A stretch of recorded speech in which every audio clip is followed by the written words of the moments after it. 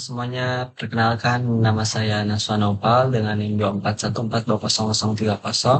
Saya dari kelas PBS 3A dan di video ini saya akan menjawab dua pertanyaan penting yang berkaitan dengan dunia hukum, khususnya dalam konteks perusahaan dan hubungan antar jenis hukum di Indonesia. Langsung saja kita masuk ke pertanyaan pertama. Karena pertanyaan pertama, jelaskan perbedaan antara perusahaan berbadan hukum dan tidak berbadan hukum. Nah, jadi gini, di Indonesia perusahaan itu bisa dibagi menjadi dua jenis berdasarkan status hukumnya. Yang pertama perusahaan berbadan hukum dan perusahaan tidak berbadan hukum. Perusahaan berbadan hukum itu artinya perusahaan tersebut diakui sebagai subjek hukum yang terpisah dari pemiliknya. Contoh paling umum itu PT atau perseroan terbatas. Kalau perusahaan berbadan hukum, segala hak dan kewajiban itu ada di perusahaan, bukan di pemiliknya secara pribadi. Jadi misalnya perusahaan punya utang, yang kena tanggung jawab itu bukan pribadi pemiliknya, tapi perusahaan itu sendiri. Ada pemisahan yang jelas antara hak pribadi pemilik dan harta perusahaan. Sedangkan perusahaan tidak berbadan hukum itu kebalikannya. Contohnya seperti firma atau CV.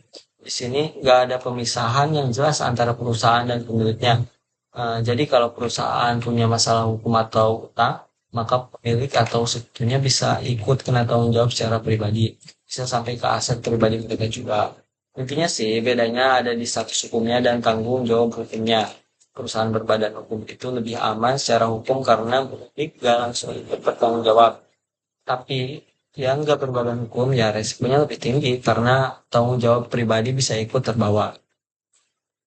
Nah, selanjutnya pertanyaan kedua. Jelaskan hubungan antara hukum perdata, hukum dagang, dan hukum pidana. Nah, sekarang kita bahas pertanyaan kedua yang sebenarnya cukup menarik. Karena hukum itu sebenarnya saling terkait satu sama lain. Pertama, hukum perdata.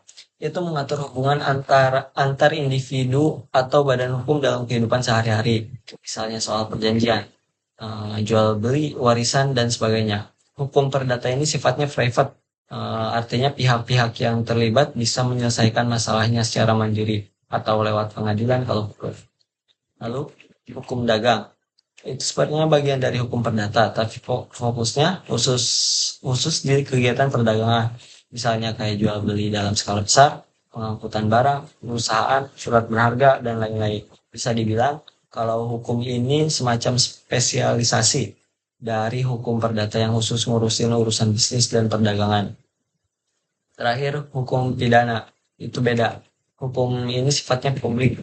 Artinya negara yang aktif berperan kalau ada pelanggaran, misalnya kayak penipuan dalam transaksi bisnis, itu bisa masuk ke hukum pidana karena ada unsur melawan hukum dan merugikan orang lain. Di sini negara bisa turun tangan untuk mengadili dan memberikan sanksi pidana. Jadi, hubungannya ketiga jenis hukum ini itu saling terkait. Misalnya nih, dalam satu kasus bisnis, bisa saja awalnya itu urusan hukum perdata, kayak uang prestasi atau gagal bayar. Tapi kalau ada unsur penipuan atau penggelapan, bisa masuk hukum pidana juga. Dan karena kasusnya berkaitan sama aktivitas usaha, hukum dagangnya juga bisa ikut relevan.